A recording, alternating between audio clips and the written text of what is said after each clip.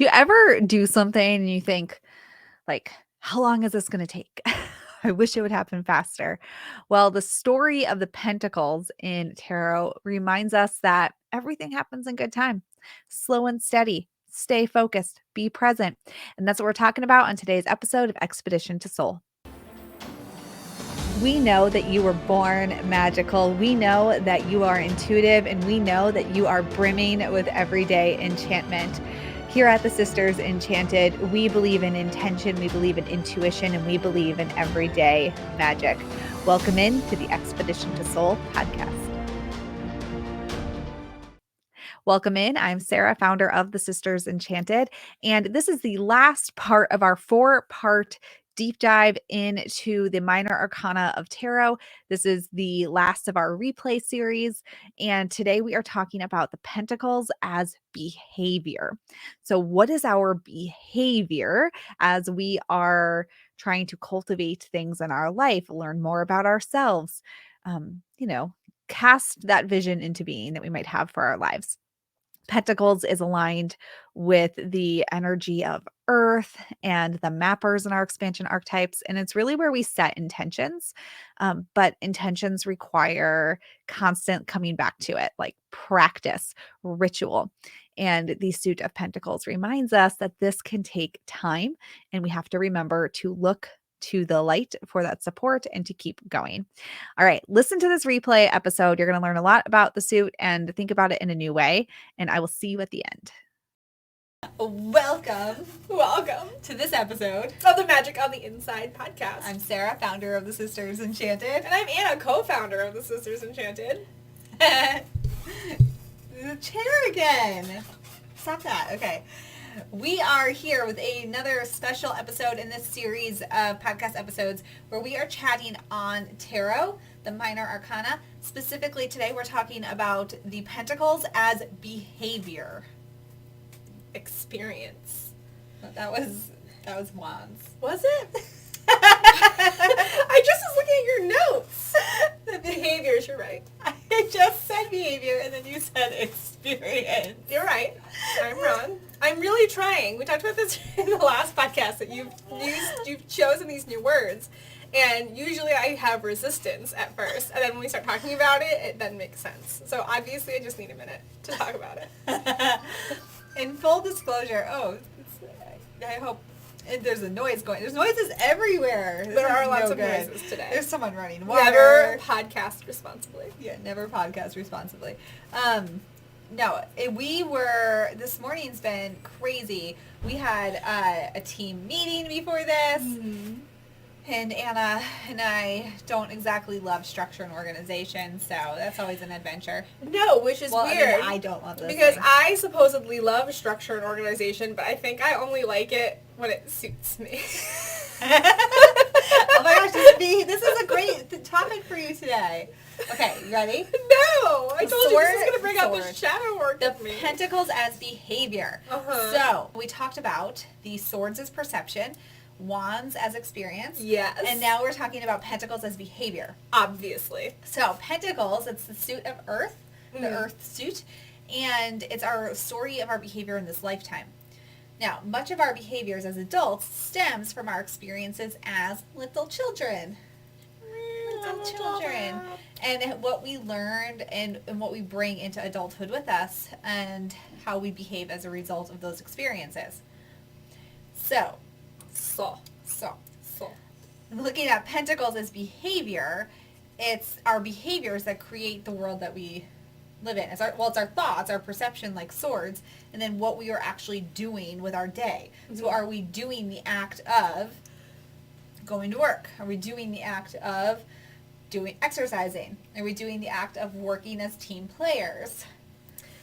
Okay, I just sideswipey.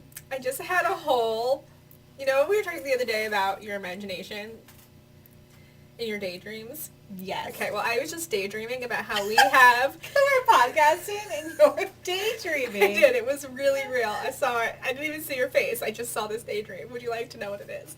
You could even call it an intuitive download. Okay. I think that we should have a comic strip that's animated, and then we could talk with our silly voices over it to describe all the cards in the suit. Like, hello, I have Pentacle for you. And we talk like we do in our podcast jargon over an animated little cartoon. Why don't you make that? I just thought it was so silly because I was just thinking about how many, like, weird voices that we do during this. We do. Anna recently became the owner of an iPad and an Apple Pencil thing. And by me, you mean my husband, because he adopted it as soon as it came to the house. So that Anna could draw us things for the Sisters Enchanted. Sounds like you got a project on your hands. Sounds like Chad has a project on his hands. Okay, so Pentacles as behavior.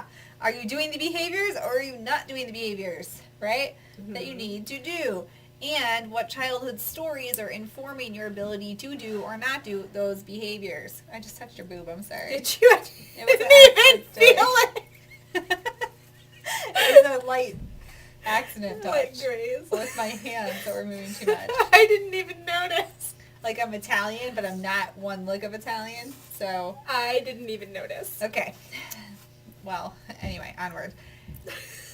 That is the behaviors in the Pentacles. Now, what? What do you think our childhood has to say about our behaviors? Oh my goodness. Well, it's really interesting because, well, here's some examples. Let's do this.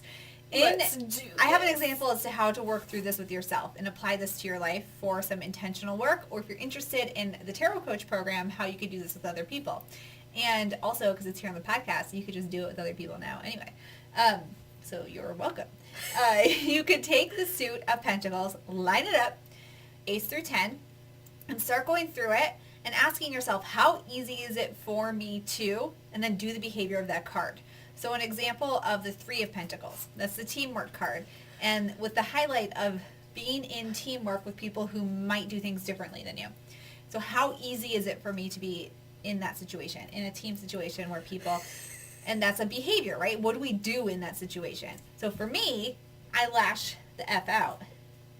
Yes. I rebel. Now what that's with my childhood, I have no idea, because I did not have like a strict, like my mom was the opposite of strict, so I had nothing to rebel against. Well, I will say that I don't know.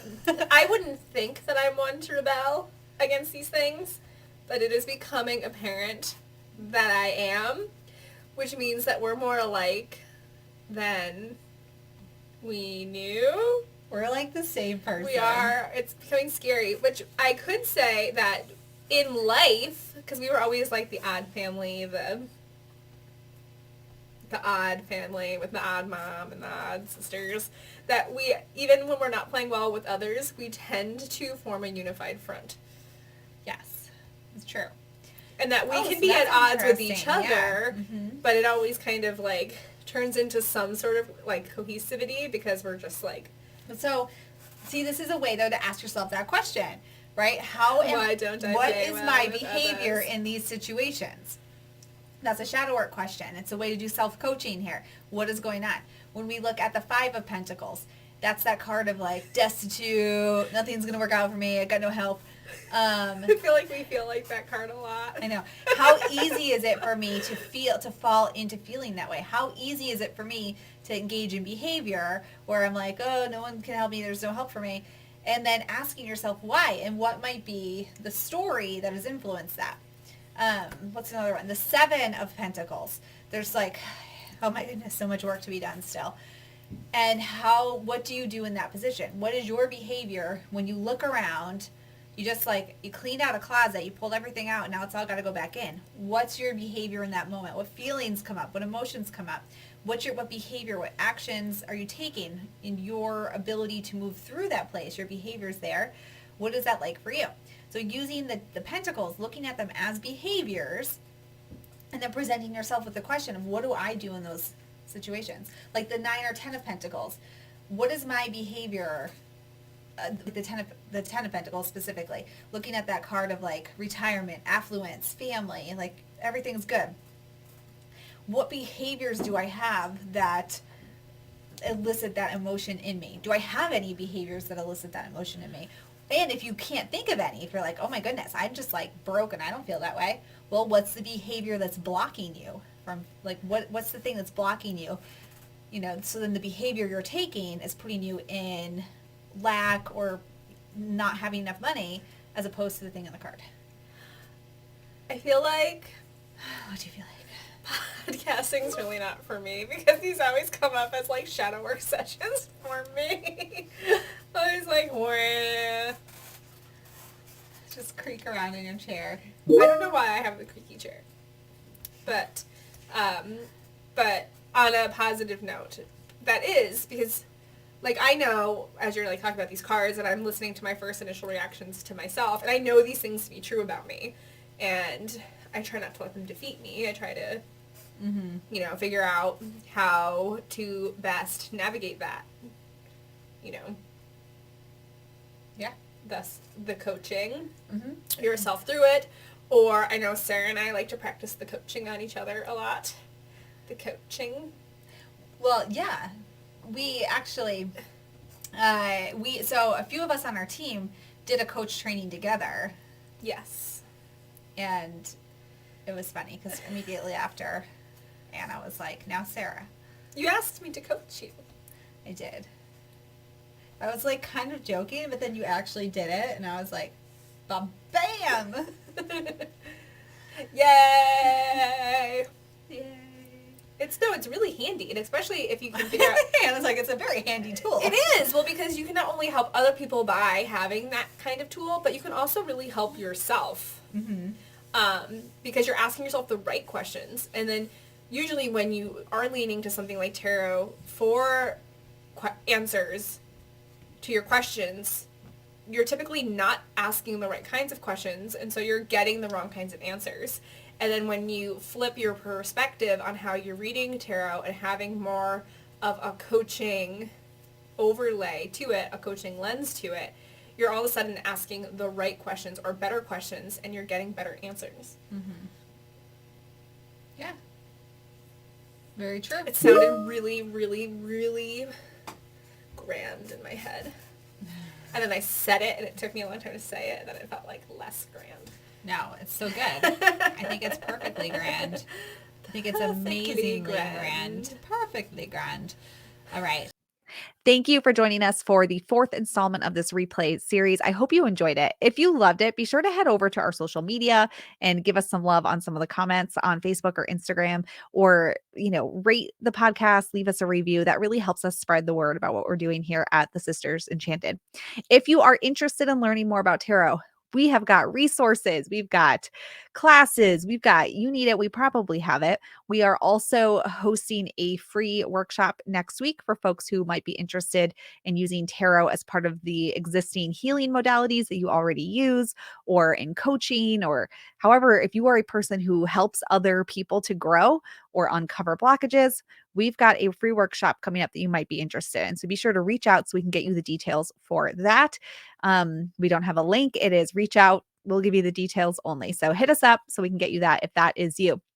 But otherwise, be sure to go back through our old episodes on YouTube, on the podcast, because we have tons of tarot episodes that are going to help you wherever you are right now, grow your practice with intentionality, grow your intuition, and grow your tarot knowledge. Because when we are intentional, we expand on our intuition, and tarot is one tool to help you do that.